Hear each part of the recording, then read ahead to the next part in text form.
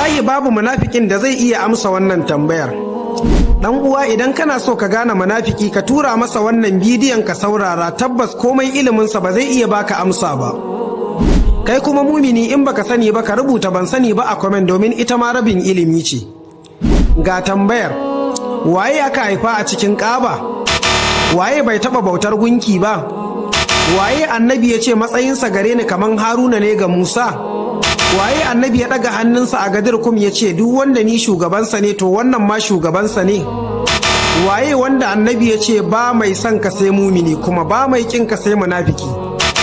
Ali ba kawai sahabin annabi bane, Ali wasiyin annabi ne, kuma Ali kanin annabi ne, Ali sirikin annabi ne, Ali mijin sayyida Zahara ne, Ali hujjar Allah ne a bayan ƙasa kuma tun ran gini tun ran zane.